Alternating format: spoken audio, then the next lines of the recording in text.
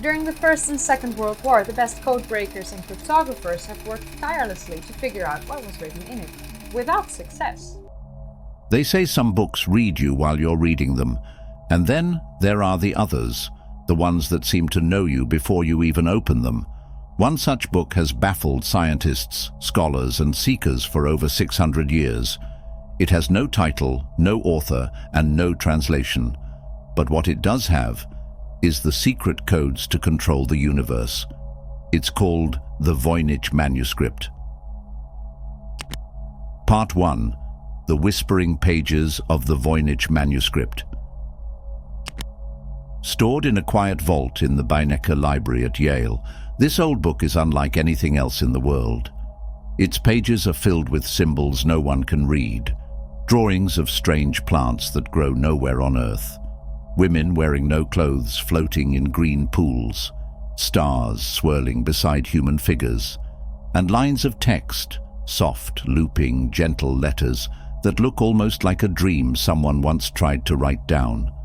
For years, cryptographers and codebreakers have tried to crack it. Computers have been trained on its language. Theories have come and gone. Some say it's a hoax. Others believe it's a spell book, a lost alchemical guide, a divine message in a forgotten tongue. But what if it's something even deeper? What if it holds the keys to unlocking the fabric of reality itself? Something about the pages, those haunting symbols, the flow of the writing, feels familiar. Not from memory, but from before memory. That's when scientists stopped trying to read it the usual way. They didn't look at it as a code to solve, but treated it as a living being. They let it speak in whispers, images, and feeling, and slowly, page by page, it began to open up. Not all at once, but enough. What they discovered was that this manuscript is divided, not by chapter or subject, but by purpose. It carries 4 hidden codes, 4 sacred patterns meant to awaken specific forces within you: reality, energy, time, and dreams. This first part of the journey begins with the first code, reality, how it bends, how it shifts, and how we are secretly shaping it at every moment.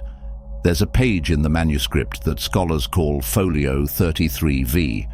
It shows a circular pool surrounded by what looks like a garden of impossible plants.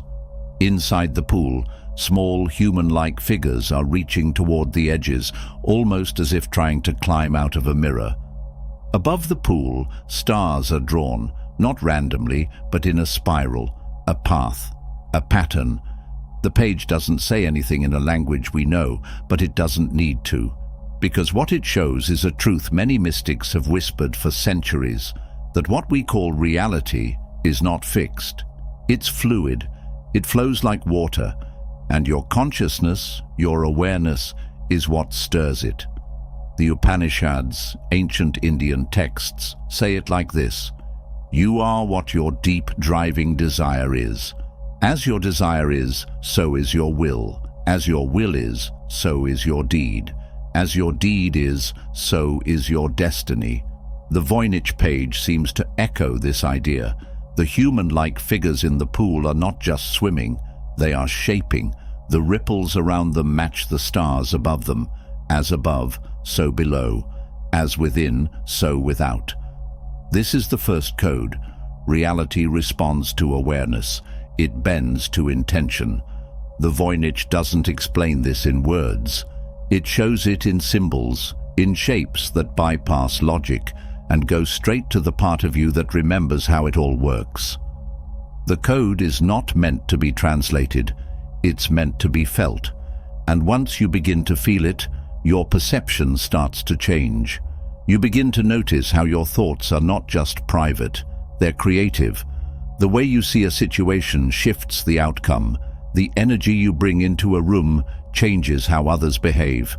The images you hold in your mind begin to leak into the world around you.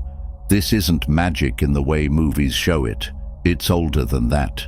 It's the quiet power that moves through monks in meditation, through artists who lose themselves in the work, through children who believe so strongly that the world becomes what they imagine.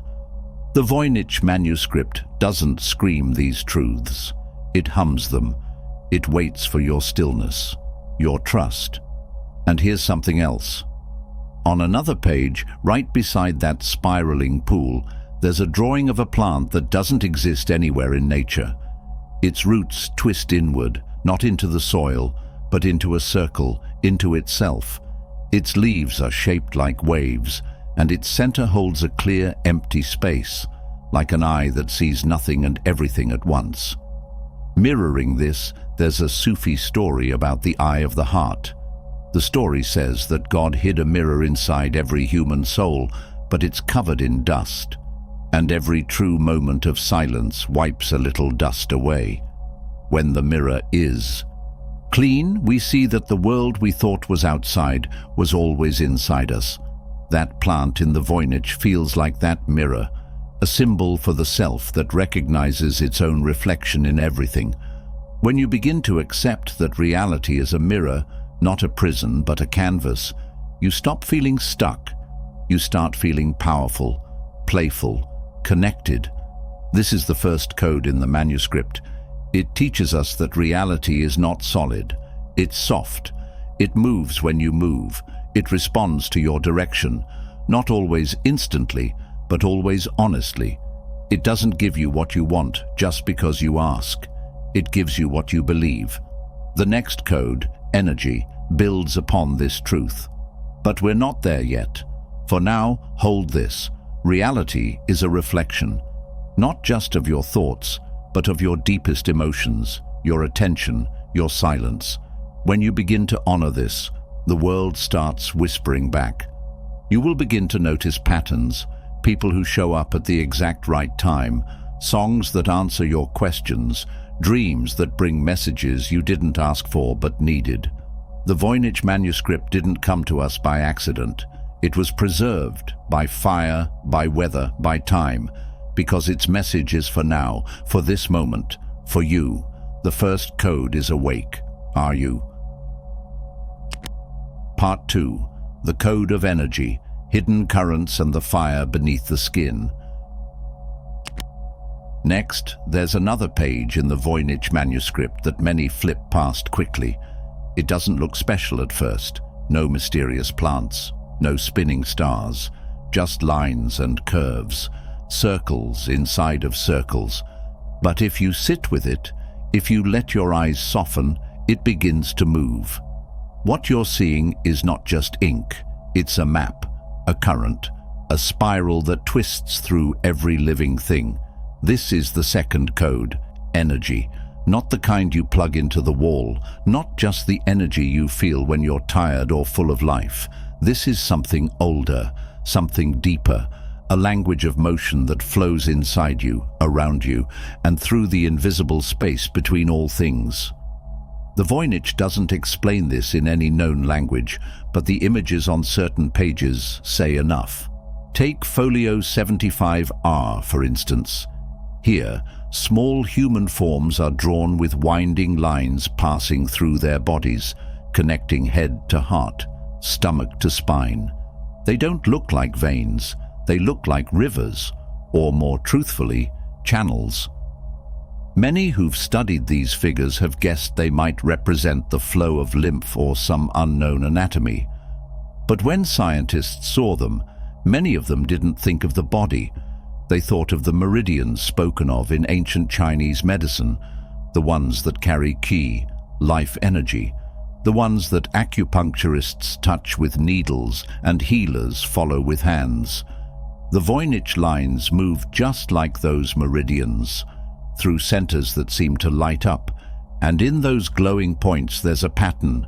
The energy doesn't stay still, it swirls, like a soft fire dancing under the skin. This mirrors another tradition, one that many mystics have dared to whisper, the chakras of the body. In India, the idea of spinning wheels of energy, each linked to a different kind of awareness, power, or emotion, is as old as language itself. The drawings in the Voynich aren't labeled, but they match the structure almost perfectly. Energy rising from base to crown, unlocking different abilities as it moves upward. Energy, the second code says, is meant to move. And not just within you, but around you. Emotions, thoughts, even silence all carry energy. Your breath is its carrier. Your attention is its guide. In one particular image, Folio 78V, bare figures are shown holding hands in a circle, each standing in a small tub or pool. Some researchers say these are just early experiments with bathing rituals, but when you look closely, their bodies form a loop, a circuit, and between them, symbols flicker like waves. This image is not about water, it's about flow, about how energy is shared. When one of them raises their hands, the rest do too. Their connection becomes a kind of power grid, each person amplifying the next. The message is clear if you're willing to feel it. Energy isn't just personal, it's collective. We charge each other without even realizing. This is why some rooms make you tired and others feel like you've walked into a sunrise. Why some people drain you and others leave you feeling lifted without saying a word. The energy code in the manuscript is simple but powerful. Where attention goes, energy flows. And where energy flows, life follows. In the Tao Te Ching, Laozi wrote, "The softest thing in the universe overcomes the hardest." What he meant is what the Voynich shows. Energy isn't brute force, it's presence, focus, direction. Even a whisper can shape mountains if its energy is pure enough. But the manuscript offers a warning. 2. One image, Folio 86R, shows a figure lying down surrounded by thorns. The energy lines in this image are jagged, broken. The centers of flow are darkened. It looks like pain, blockage, a soul turned in on itself. It reminded me of the story of the fire serpent in the Andes. In old Quichua myths, there is a creature made of flame that lives coiled at the base of the spine. It rises only when called with respect. But if stirred recklessly, it burns not just the body, but the mind. This is the danger of ignoring the second code. When energy becomes stuck, through fear, resentment, or self-doubt, it doesn't disappear. It turns inward. It becomes anxiety, anger, illness. The body becomes heavy, and the soul forgets how to fly. But the Voynich offers a path back. In the margins of one page, Folio 83V, small dots form a spiral, and within that spiral, a figure is shown sitting, calm, hands resting on the knees, eyes closed. This is a guide to stillness, not emptiness, but alignment. You don't need to chant in Sanskrit. You don't need special oils or crystals. Just breathe. Just listen. Notice where your energy is tight, where it is loose, where it aches, where it flows. The code is already inside you, and once you begin to live by this second code, something shifts. People start looking at you differently. Words become less important. Silence becomes louder. You start to sense when someone's hiding pain or when a space needs clearing. You feel animals relax when you enter. Children are drawn to you, though they don't know why. This is energy remembering its true direction, through you, not just around you. The Voynich manuscript doesn't hand over this code in plain words because it's not meant to be read. It's meant to be felt. It wants you to sit with it, breathe with it, and remember. The first code showed us that reality responds to awareness, but this second code, it tells us that everything moves because of energy. And once you can move energy, you can move anything. Reality bends, but energy burns, and with it, you can ignite the path ahead. The next code waits in the folds of time, and once you understand energy, time itself will begin to change shape. Part 3. The Code of Time, the loops, the locks, and the moments that refuse to die. We've been taught that time is a straight line, that it begins, ticks forward, and ends. But if that were true, why do some moments echo years after they pass? Why do you sometimes feel like you've lived a scene before, in a dream, in another life? Why does time slow down when you're in danger, speed up when you're in love, and stretch endlessly in boredom? Because time isn't a clock, it's a mirror, a spiral, a doorway. And in the Voynich manuscript, the third code waits quietly behind the drawings no one understands. The ones with the swirling diagrams and human figures stepping through ring after ring of what look like tunnels or petals. Folio 103R shows a circular structure divided into 12 curved chambers, each filled with a different pattern, and a figure walking across them like stepping stones. Some say it's an astrological chart, others guess it might be a calendar, but what if it's not meant to measure time? What if it's meant to unfold it? The Voynich doesn't use hands on a clock or numbers on a grid. It shows time as movement through patterns, like walking through chambers of the self, each one revealing a different state of being. In this model, time is not about when, it's about where you are inside yourself. That's what this third code is all about. Not the passage of time, but your position in it. You can feel this when you revisit a childhood memory and realize you're suddenly there, fully, in every detail. The smell, the sunlight, the voice. That's not just memory, that's re-entry, a bending of the line. The ancient Mayans believed time was alive. They saw it not as hours and days, but as gods and energies. Each moment carried a spirit, and you could speak to time, honor it, even bargain with it. Their calendar wasn't a record, it was a relationship. The Voynich reflects something similar. In the page with the figure surrounded by moons and curved lines, folio 85V, you see stages of a cycle that don't just move forward, but return. There are no sharp angles, no endings, only flow. And in the middle, a blank space, a still point.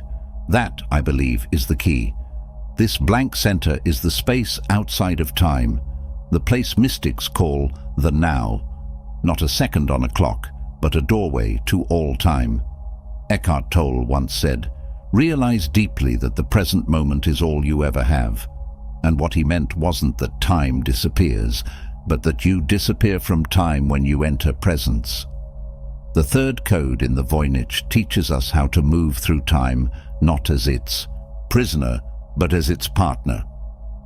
You may already feel how this works. Ever been so focused, so lost in what you're doing, that hours pass like minutes? That's you shifting your relationship with time. Or when grief hits and a moment from 10 years ago suddenly swells inside you, alive again. Time doesn't care about sequence, it cares about resonance. There's a legend from Kabbalistic tradition about a man who walked into the forest to pray and came back 300 years later. He hadn't aged. To him, it felt like an afternoon. And whether the story is true or not isn't the point. What it points to is this: time changes shape when the soul leaves the surface. And here's where the Voynich adds its strange, sacred twist. In one sequence of pages, folio 90 recto through 92 verso, we see what looks like the same figure passing through a series of botanical gates. Each gate looks like a blooming flower, but it also resembles the cross-section of a clock with petals like gears. The figure enters the first gate with eyes open. In the second, their hands reach out. By the third, their eyes are closed. By the fourth, they're gone.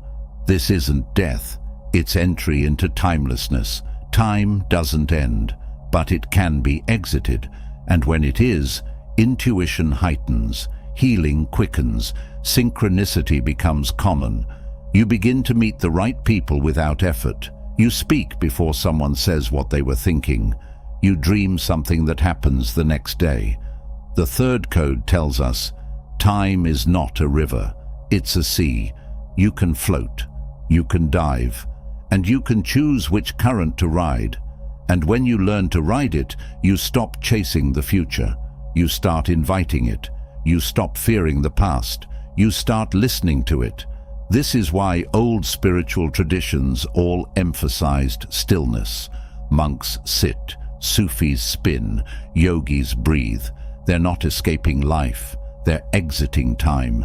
They are slipping into the space between the seconds. And in that space, things move differently. Truths arrive more quickly. Miracles don't need to wait.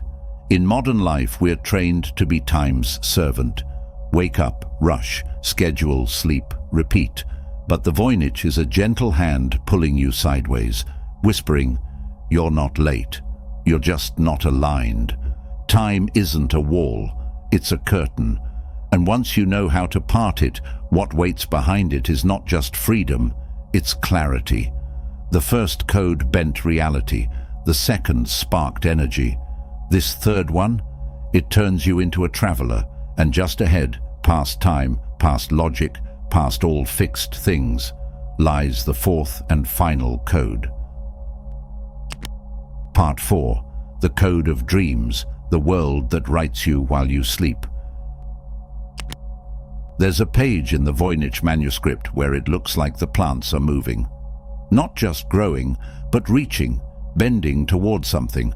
Their roots curl like fingers, their leaves almost breathe, and between them, tiny human-like figures float through what seems like a pool of stars. Some say it's a garden, others think it's a map, but I believe it's neither. It's a dream, and more importantly, it's a message. The final code is written in the world behind your eyes. You've been there before, every night when you close your eyes and drift. Sometimes you wake and remember a piece of it, flying, falling, running, speaking in a language you don't know but understand perfectly. Other times you wake feeling like something huge happened, something important, but it's already gone, like mist at dawn. But what if your dreams aren't just the mind's leftovers? What if they're messages? What if they're blueprints? In folio 97V of the Voynich, a figure lies curled in a large flower, almost like a womb. Around them are symbols, curves, spirals, stars, none of them written in any known language. But their rhythm feels familiar. They seem to pulse, to sing. They remind me of dream symbols, nonsensical to the eye, but deep with meaning if you feel them. This is the fourth code. Dreams are not fiction, they are transmission. Ancient traditions knew this. The Egyptians believed dreams were doorways to the divine. The Aborigines of Australia spoke of the dream time, a space outside time where the world was made and where the spirit could travel. In the Bible, Joseph sees future events in his sleep. In the Upanishads, the dream state is one of the 4 sacred levels of consciousness, along with waking, deep sleep, and turiya, the bliss beyond all. But what the Voynich tells us, if we read it the way it wants to be read, not with the mind but with the gut, is that dreams are more than visions. They're realms. In one haunting image, folio 88R, a woman stands inside a ring of stars, her arms raised. Above her is a structure like a dome made of webbing. Around her, plants grow upside down. Everything inverts. Water runs upward. The sky bends like cloth. This is not madness. This is dream logic. This is the code. It tells us that the world of dreams is not beneath waking life, but beside it. A twin world. A realm where your thoughts become the soil and your feelings the weather, where the shape of things reflects the shape of you. And here's the secret no one teaches. When you master your dreams, you master your waking world. Because the boundary between the two isn't real. You've felt it, haven't you? That moment when something you dreamed actually happens days later. Or when you meet someone for the first time but already know them. Or when a symbol keeps appearing, an owl, a number, a song, and you just know it means something. The Voynich doesn't explain this with words. It shows it. In page after page, it draws beings floating in strange pools. Some are being pulled upward, others are swimming down, some are asleep, others wide-eyed, and always around them are stars. The stars are keys. They don't mark the heavens, they mark the threshold. In your dreams, you aren't limited by physics. You can fly, shift shapes, speak to the dead, create worlds. Why? Because in that state, you are closer to the source, to the original field, where intention becomes form instantly. That is the final teaching of the manuscript. Dreams are rehearsals for creation. They are reminders of your true power. The fourth code whispers, if you can plant a seed in your dream, you can grow it in your life. If you can heal there, you can heal here. If you can face your fear in a nightmare and stand tall, then fear in waking life begins to vanish like smoke. The difference is only one thing: awareness. Lucid dreamers throughout history have spoken of the moment they wake up inside the dream. Everything becomes sharper, more vibrant.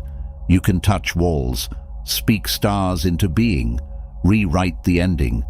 You're not just in the dream, you're the dreamer. And that's what this final code wants to give you back. The memory that you are not the dream. You are the one who writes it. In the last known pages of the Voynich, the drawings become lighter, more open. It's as if the mystery is lifting. The symbols float now, no longer bound to the page. And in the center of one, a spiral unfurls. No beginning, no end. A cycle, a loop, a path. And if you've read closely, not with your eyes, but with your soul, you realize all four codes are not separate. Reality is the canvas, energy is the brush, time is the rhythm, dreams are the vision, and you are the artist. The Voynich manuscript didn't come to explain, it came to remind, to trigger something ancient in your memory, to tap you on the shoulder in the middle of a sleepless night and say, you've always known how this works. Now the dream is waking up, and so are you. But there's more to this ancient manuscript than the four codes. Other pages in the Voynich manuscript that feel haunted before you reach the fifth and final code. Part 5. The pages that refuse to speak, and the belief that explains why. Not haunted like a ghost story, haunted like a dream you can't shake. The kind of dream that doesn't scare you with what it shows, but with what it almost shows, what it hints at, then hides again. These are the cryptic pages, the ones that don't try to explain anything. They don't look like maps or calendars or recipes. They don't tell you what's coming. They just are, full of coiling plants that don't exist in this world, symbols that repeat without pattern, human-like figures floating in the margins, doing things that don't make sense, bathing in stars, climbing invisible ladders, bending inside the bellies of plants. For centuries, scholars have stared at these pages and said, we don't know. They try to match the plants to real herbs. They test the language, the ink, the structure. But every time they think they're close, the book folds back in on itself like a shell. And this is where the mystery gets deeper, because maybe the book isn't broken, maybe we're reading it the wrong way. What if these cryptic pages weren't written to be understood, at least not by the thinking mind? That idea brings us to one of the oldest and strangest beliefs from the heart of desert mysticism. A belief hidden in the teachings of the Kabbalah and whispered in Sufi poetry. Some knowledge cannot be spoken, it must be absorbed. This idea says that there are truths so pure, so raw that language would shatter them, that to write them down would kill them. That truth this deep must come in symbols, in motion, in feeling. You can see this in how the Voynich handles its most confusing pages. There's a whole section, sometimes called the cosmological diagrams, where no one can agree on what's even happening. Spirals within spirals, floating wheels, tubes, threads, shapes that resemble, galaxies, cells, and ancient machines all at once. But there's one image, Folio 86V, that catches the eye and refuses to let go. It shows what looks like a city, not a normal one. A city made of circles, towers, and stars. Some believe it's a map of the heavens, others say it's a model of the soul. But there's a more obscure reading, one found in the forgotten teachings of an Eastern sect called the Breathers of the Wind. They believed that the soul travels through invisible cities while we sleep, and that each city holds a part of us that never fully wakes. To visit these cities meant remembering what was lost at birth, your original name, your original light. They believed the maps to these places weren't physical. They were embedded in plants, in dreams, in symbols, in books like the Voynich. That would explain the strange feeling people report when they stare at it too long. A feeling not of confusion, but recognition, like trying to remember a dream from childhood that you're sure was important, but can't quite grasp. It's not just the visuals that do this, it's the writing. The Voynich script is made up of looping, flowing characters that don't match any known language, yet they're written with the rhythm of something real. There's grammar, repetition, structure. It feels alive, but not understood, felt. This reminds me of an old Zen parable.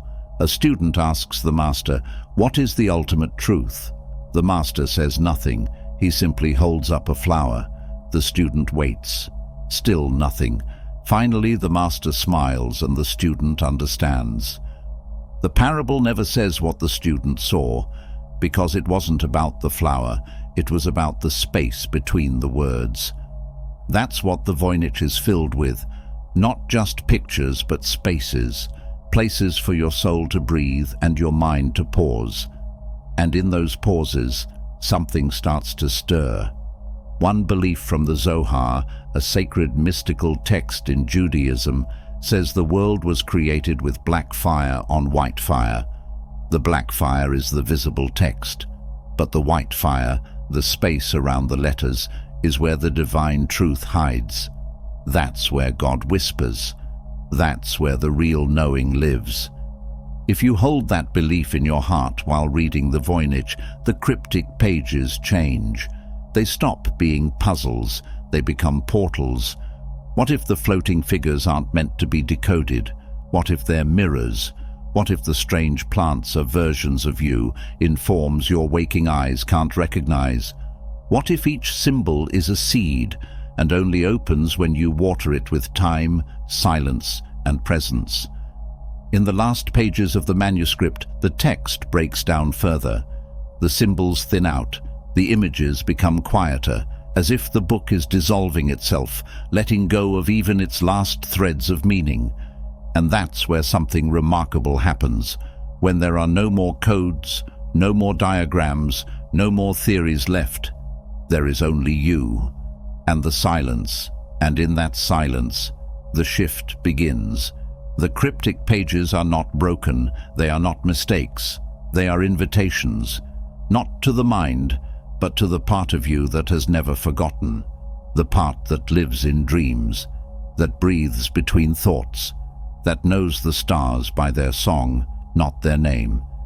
And so, we arrive at the threshold of the final parts of this journey, beyond the codes, beyond the teachings, into the places where maps dissolve and only presence remains.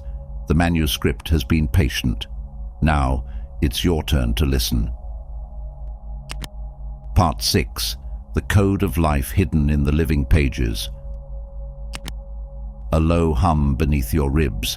It's not anxiety, it's not fear, it's something older. Like your cells are trying to remember something they once knew, long before you were born. That feeling grows strongest in the pages no one talks about much, the ones that don't show galaxies or dream walkers or hidden clocks.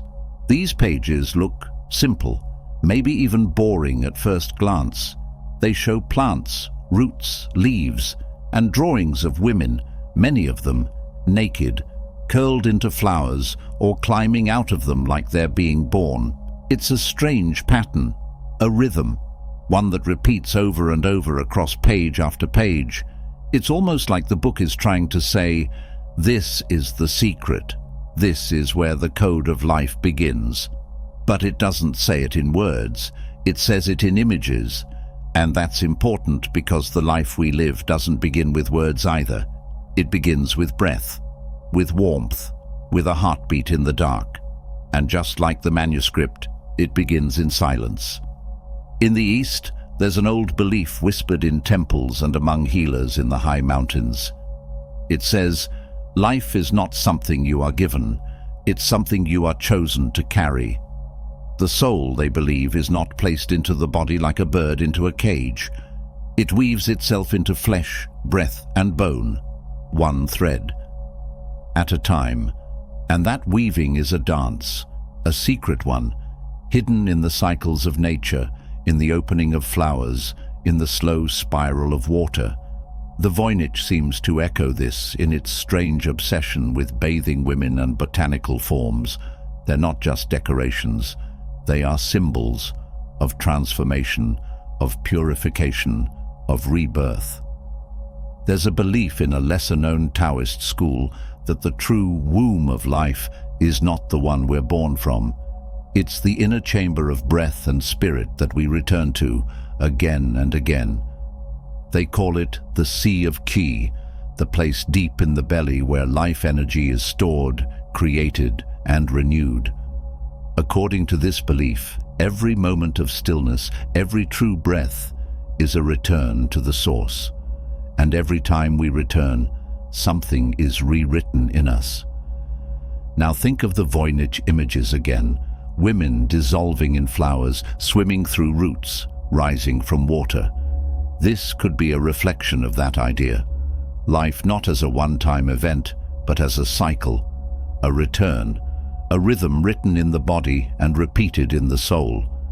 There's another image worth lingering on, a page where plants twist upward like ladders, with little openings inside them. In each opening, a figure appears, half hidden, half emerging. It almost looks like a visual echo of an old Eastern parable. A man falls asleep in a forest and dreams he's a butterfly. He flies through the sky, dances with the wind, and tastes the nectar of flowers. When he wakes, he's no longer sure if he is a man who dreamed he was a butterfly, or a butterfly still dreaming he is a man. This is the nature of life, the belief says. You're never just one thing. You're always becoming, always shifting. Body becomes breath. Breath becomes energy. Energy becomes thought. And somewhere in all of that, you live. The Voynich doesn't spell this out, but it shows it in every root system, every bloom, every flowing form. And always, always the human figure is there, as if to remind us, you are not separate from life. You are its language. Some pages even seem to show the process of conception, not just biological but spiritual. Figures holding orbs, others merging with lines of light. There's something deeply intimate in these drawings, like the book is letting us peek behind the curtain of creation itself, not with science, not with doctrine, but with feeling, with images that bypass the mind and speak directly to something older inside us. You might wonder, why is it all shown through women? Why is the code of life written through these feminine forms? Because in almost every ancient belief system, the feminine is seen as the gatekeeper of life, not just in the sense of giving birth, but in the deeper, quieter way of holding space, of making room for something to grow. In Taoism, this is the yin, the soft, the dark, the receptive, not weak, but vast, the mystery that holds the seed of every beginning. And maybe that's what the manuscript is really doing. Maybe it's not teaching us something. Maybe it's holding space for us to remember something we've always known. Because if there is a code of life, it's not one we have to learn from scratch. It's already inside us. It beats in the heart. It hums in the breath. It whispers in dreams and rises in moments of deep stillness. The Voynich doesn't give us a formula. It gives us a mirror. And if we're quiet enough, we might see that every flower is showing us how to open, every root is teaching us how to return, and every figure curled in water is showing us how to be born, not once, but again and again. In the tiny deaths and rebirths that happen each day, we live with awareness. So this is the fifth and final code, the code of life, the one hidden not in symbols, but in the softness between them, in the curves of the body, in the spiral of plants, in the silence that surrounds the pages. Life is not something to understand, it's something to remember, something to feel. And maybe that's the real gift of the manuscript, not a set of instructions to master the universe, but a quiet reminder that we were never separate from it. The codes weren't written for the mind alone, they were written for the heart, the breath, the soul. They whisper that the power to shape reality, to hold energy, to bend time, to walk through dreams, and to awaken life itself has always been within us. We only had to slow down, soften, and listen. I hope you enjoyed the video. If you did, don't forget to subscribe to the channel. Thanks for watching.